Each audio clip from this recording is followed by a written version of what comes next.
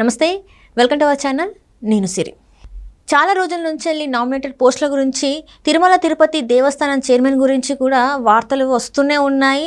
ఇవి చాలామంది పేర్లు కూడా తెర మీదకి వస్తూనే ఉన్నాయి. అయితే ఫైనల్గా కొనికెల నారాయణ గారి పేరు, మాజీ మంత్రి కొనికెల నారాయణ గారి పేరు మరి తిరుమల తిరుపతి దేవస్థానం చైర్పర్సన్గా అయితే మరి వార్తలు వస్తున్నాయి. ఇందులో ఎంతవరకు వాస్తవం ఉంది? అలాగే ఢిల్లీ ఏపీ ప్రత్యేక ప్రతినిధిగా గల్లా జయదేవ్ గారి పేరు కూడా వినిపిస్తుంది. మరి ఏం జరుగుతుంది? ఇదే ఇంకా ఫైనలా, లేకపోతే ఇంకెవరి పేర్లైనా వచ్చే అవకాశం ఉందా? సో ఈ అంశాన్ని మనకు వివరించడానికి మనతో పాటు ఉన్నారు ప్రముఖ senior journalist, political analyst CS Rao garu. నమస్కారం సార్. నమస్తే సార్. మనం రోజు మాట్లాడుకుంటున్నాం తిరుమల తిరుపతి దేవస్థానం చైర్మన్ ఎవరికి వస్తుంది, ఆ పదవి ఎవరికి వస్తుంది, ఇలా ఈ చాలామంది పేర్ల గురించి మీరు చాలాసార్లు చెప్పారు, మనమే చేశాము. సో ఇప్పుడైతే కొనికెల నారాయణ గారి, అంటే మాజీ మంత్రి కొనికెల నారాయణ గారి పేరు అయితే వినిపిస్తుంది. మరి ఇందులో ఇదే ఫైనల్ అంటారా, లేకపోతే ఇంకా ఏమన్నా వేరే వాళ్ళ పేర్లు వినిపించే అవకాశం ఉందంటారా? చంద్రబాబు నాయుడు గారి ఎంపిక విషయంలో ఇదే ఫైనల్ అంటానికి లేదు. జస్ట్ మనకి ఒక పజిల్ అంతే. నామినేటెడ్ పోస్టుల ఎంపిక అనేది ఒక పజిల్. గత 2 నెలల నుంచి, ప్రత్యేకించి ఒక 4 రోజుల నుంచి అసలు రకరకాల పేర్లు బయటకు వస్తున్నాయి. వీటిలో వీళ్ళే కన్ఫామ్ అని చెప్పడానికి లేదు. ఇద్దరికీ తెలుసు ఎవరికి నామినేట్ ఫస్ట్ ఏ పోస్ట్ ఇస్తున్నామని. ఒకటి చంద్రబాబు నాయుడు, తర్వాత లోకేష్ గారికి. వీళ్ళిద్దరికి తప్ప మూడో వ్యక్తికి ఎట్టి పరిస్థితుల్లో తెలిసే అవకాశం లేదు, తెలియదు కూడా.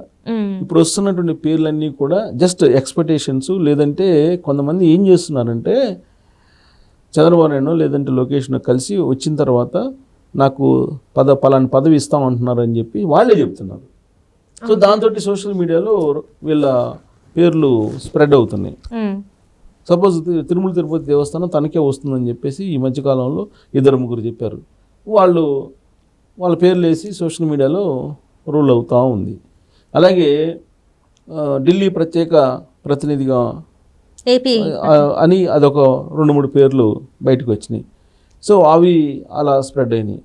ఇట్లా బయటికి అనేకమైనటువంటి పేర్లు వస్తున్నాయి. కానీ ఒకటి మాత్రం వాస్తవం, ఎవరైతే గత ఎన్నికల్లో పోటీ చేయడానికి అవకాశం కోల్పోయారో వాళ్ళకు మాత్రం కన్ఫామ్గా ఈ కార్పొరేషన్ పదవులు, అంటే కార్పొరేషన్ చైర్మన్ పదవులు, నేనది మెంబర్స్ ఇవి కాదు, చైర్మన్ పదవులు, క్యాబినెట్ హోదా ఉన్నవి ఇచ్చే అవకాశం ఉంది. అదే వాళ్ళకే ఫస్ట్ ప్రయారిటీ. వాళ్ళు కాకుండా మిగతా వాళ్ళందరిది కూడా సెకండ్, థర్డ్ ప్రయారిటీ. దాదాపుగా 21 మంది అవకాశాన్ని కోల్పోయారు జనసేన కారణంగా, తెలుగుదేశం పార్టీ వాళ్ళు. ప్లస్ బీజేపీ కారణంగా ఎంతమంది కోల్పోయారు? ఎంపీలు వాళ్ళు 6 పోటీ చేశారు, 8 మంది ఏమో ఎమ్మెల్యేలు పోటీ చేశారు. 8 ఒక 6 వాళ్ళు దాదాపు 14 మంది అక్కడ ఉన్నారు. సో 14 ప్లస్ 21, సో 31, మొత్తం దాదాపుగా 40 ఉన్నారు, 40 మంది. సో ఈ 40 మందికి ఖచ్చితంగా కార్పొరేషన్ చైర్మన్ పదవులు ఇచ్చేటువంటి అవకాశం ఉంది. ఈ 40 మందికి కాకుండా టీవీల్లో కనిపించేటువంటి చిరతలకి, పేపర్లో స్టేట్మెంట్ ఇచ్చేటువంటి పేపర్ టైగర్లకి ప్రయారిటీ ఇచ్చే అవకాశం లేదు అనేది మాత్రం ఒక క్లారిటీ ఉంది. ఎందుకంటే ఎంపిక విషయంలో కొన్ని మార్గదర్శకాలని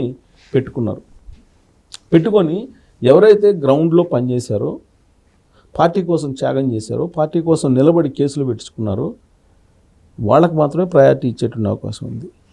టీవీల్లో కనిపించేటువంటి వాళ్ళకి పార్టీ వాయిస్ మేము వినిపించాం కాబట్టి, మేము లేకపోతే అసలు పార్టీ గెలవదు అనుకునే వాళ్ళు తప్పులేదు.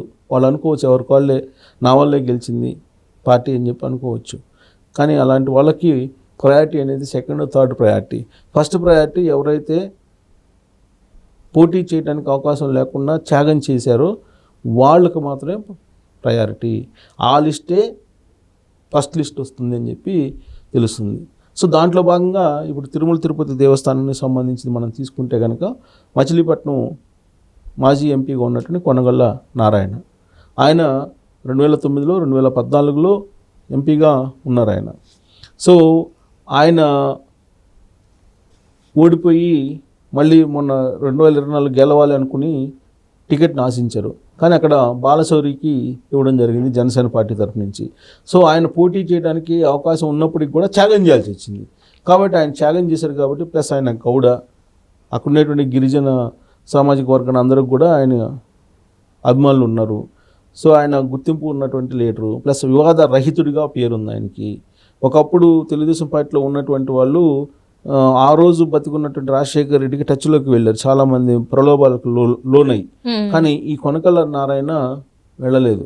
సో అలాంటి కొన్ని గుడ్ విల్ ఉంది ఆయనకి.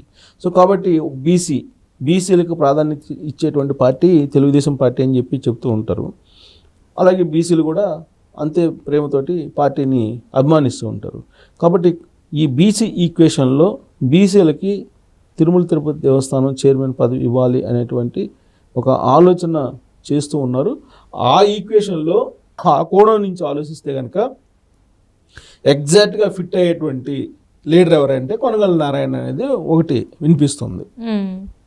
ఇప్పుడు తాజాగా కొనగళ్ళ నారాయణ పేరు వినిపిస్తున్నటువంటి తరుణంలో మళ్ళీ యనమల రామకృష్ణుడు పేరు కూడా వినిపిస్తుంది. ప్రస్తుతం ఆయన ఎమ్మెల్సీగా ఉన్నాడు. ఇంకొక సంవత్సరానికి ఆయనకి ఎమ్మెల్సీ పదవి కూడా అయిపోతుంది. వాస్తవంగా చంద్రబాబు నాయుడు క్యాబినెట్లో ఆయన ఎక్స్పెక్ట్ చేశాడు. కానీ మొన్న ఏర్పాటు చేసినటువంటి క్యాబినెట్లో యువతకు ప్రాధాన్యత ఇచ్చినటువంటి క్రమంలో 83 బ్యాచ్ ఆల్మోస్ట్ బ్యాక్ అయిపోయారు.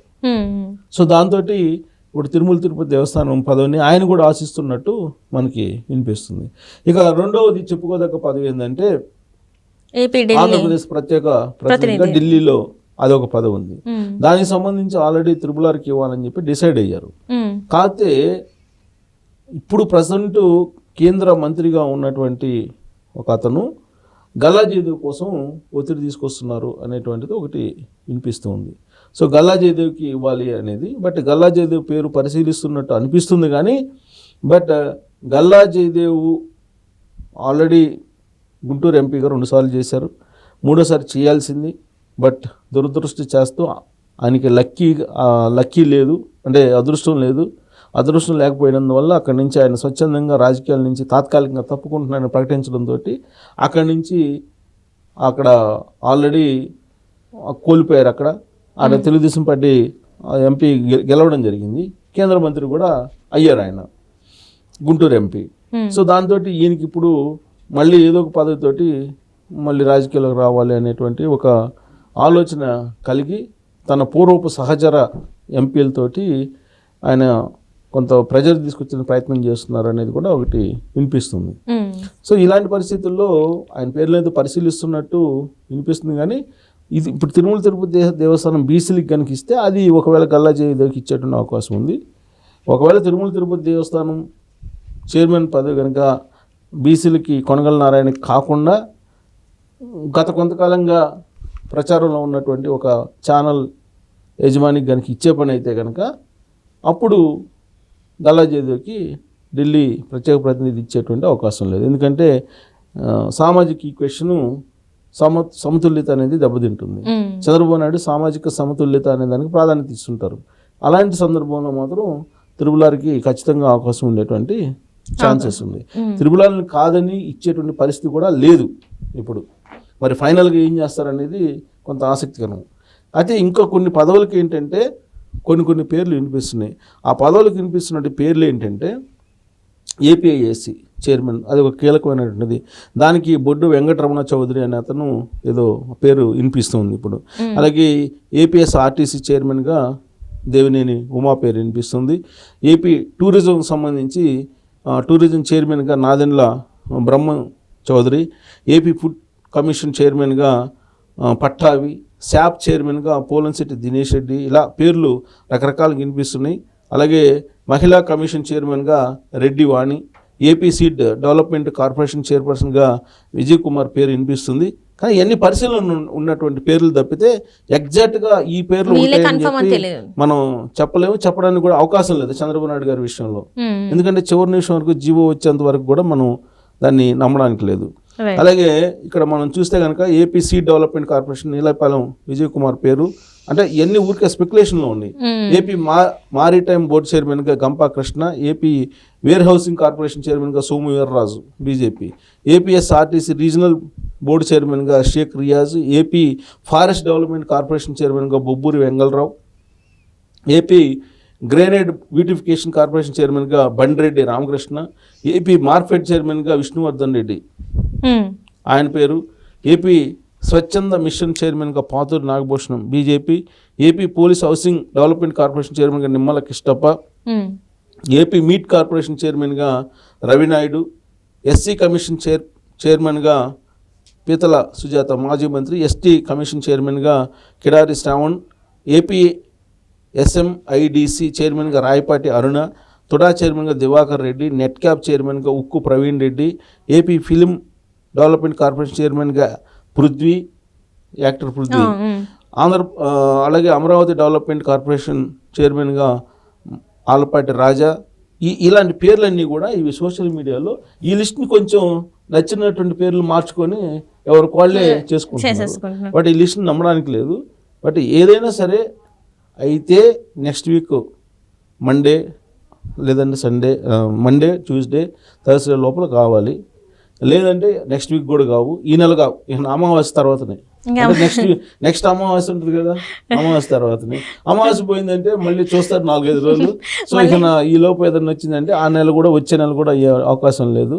ఇంకోటి ఏంటంటే ఈ మధ్యకాలం నాకు ఈరోజు వేరే వాళ్ళు కలిసి చంద్రబాబు నాయుడు గారు జనరల్గా ప్రజాసొమ్ముని చాలా తన సొంత సొమ్ములాగా భావిస్తుంటారు. కాబట్టి ఈ కార్పొరేషన్ పదవులన్నీ కనుక ఇస్తే నెలకు 200 కోట్ల రూపాయలు ఖర్చు అవుతుందంట, జీతాలకు కానీ లేదంటే మెయింటెనెన్స్కి కానీ, ఇవన్నీ కానీ. ఒక నెల పోయినా 200 కోట్లు మిగులుతాయి కదా ప్రజాధనం అన్నట్టు ఆలోచిస్తారు ఆయన. అందుకే డ్రాగ్ ఆన్ చేస్తున్నారు అనేది కూడా మాట్లాడుకుంటున్నారు ప్రైవేట్ సంభాషణలో, తెలుగు తమ్ముళ్ళే. సో కాబట్టి మరి ఆయన ఇస్తారా, ఇప్పటికైనా అనౌన్స్ చేస్తారా, ఇంకా ఇంకో నెల 2 నెలలు లాగుతారా అనేది చూడాలి. ఒకటైతే వాస్తవం, బ్రహ్మోత్సవాలు కూడా తిరుపతి దేవస్థానంలో ఉన్నాయి కాబట్టి. బట్ అంత ఈ కనీసం ఈ ఇంపార్టెంట్ అయినా అనౌన్స్ చేస్తారేమో అనుకుంటున్నాను next week. Right sir, thank you so much sir. Thank you.